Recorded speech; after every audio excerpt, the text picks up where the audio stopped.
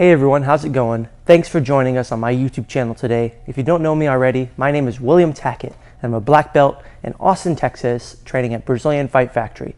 So thank you guys for joining us today. We're going to be covering a really cool move and a submission that I hit at the ADCC Trials just a few weeks ago. I first discovered this move watching Andre Galvão get submitted by Braulio Estima at one of the ADCC World Championships. One of my favorite moves, and I've really developed my own spin off of it, and I'm excited to share it with you guys. So before we get into the video, please like and subscribe so you don't miss future content and you help support the channel. Thank you so much.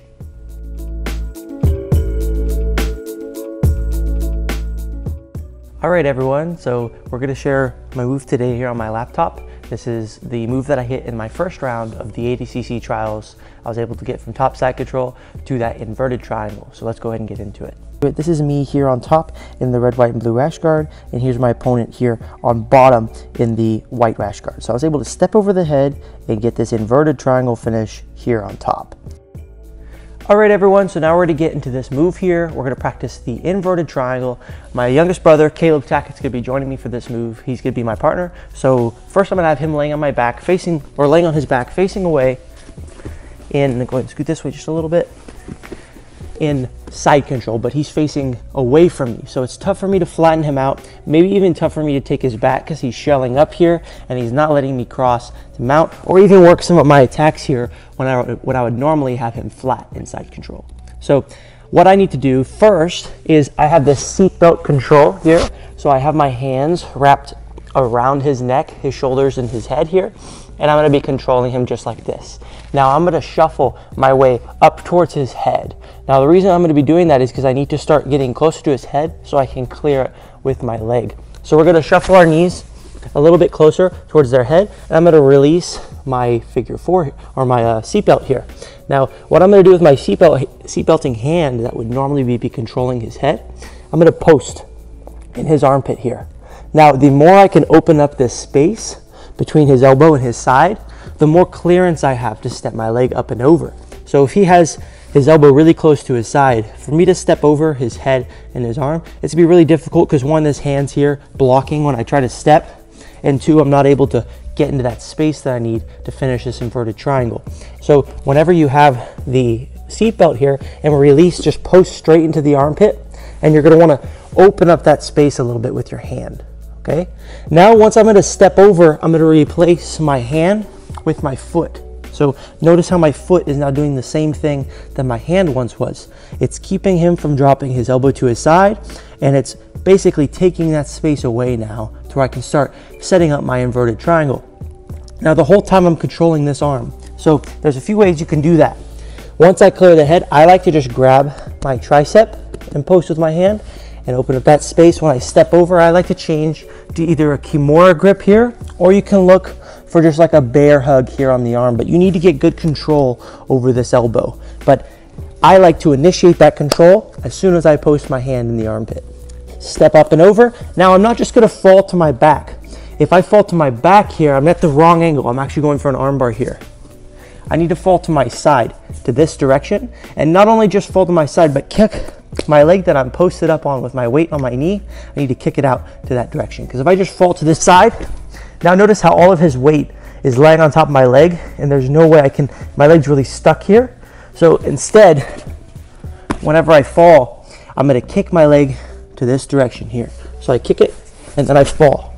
So now I fell onto my hip and my shoulder. Okay, my knee is no longer on the mat, my hip is on the mat. So now I'm going to do a hamstring curl here with my top leg, curling my hamstring and then kicking my other leg in like a scissor motion here. Okay, now what I want to do is I just want to get my bottom leg, which is my left leg, underneath his shoulder. So that's why I'm scooping and then kicking. Now sometimes you can already start locking up this inverted triangle here, but other times it makes it kind of difficult to close your legs fully. So this is where I like to keep my control over the arm, but just let go of the Kimura grip. And I'll even sneak my hand up my shoulder and I look down to get control over his wrist here.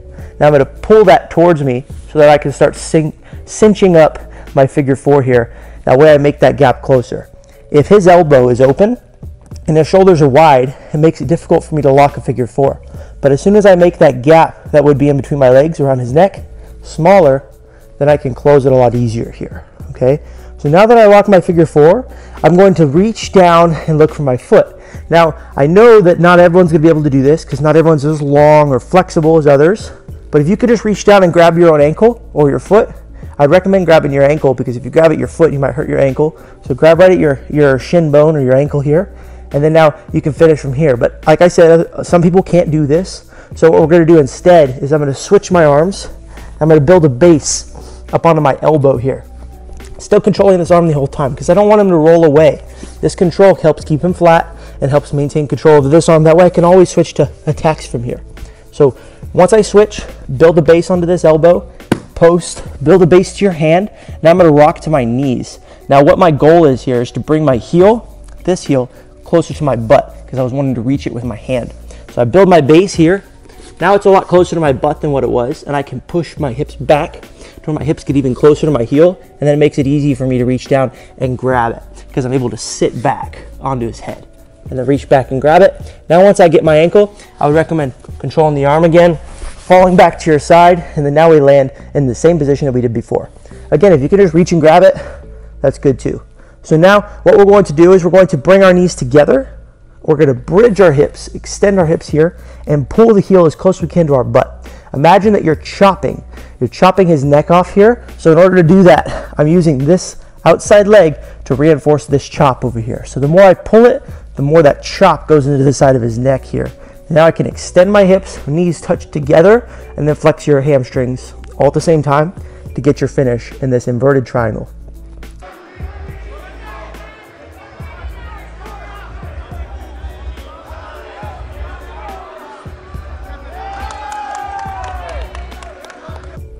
All right, everyone, so that's the end of the video for today. I hope you enjoyed and really liked that position a lot and you're able to hit it in training or even competition. But before that, if you have any questions about it regarding training or anything, please comment down below. I'll do my best to get back with you guys and try to answer all those questions regarding the position or really anything at all. Now, remember, if you guys are ever in Austin, please stop by and train with us here at the Fight Factory. It would be a great time and you can learn some cool moves like this. So thank you guys so much. I'll see you in the next video. Please like and subscribe so you don't miss future content. And as always, see you next time. Thank you, everyone.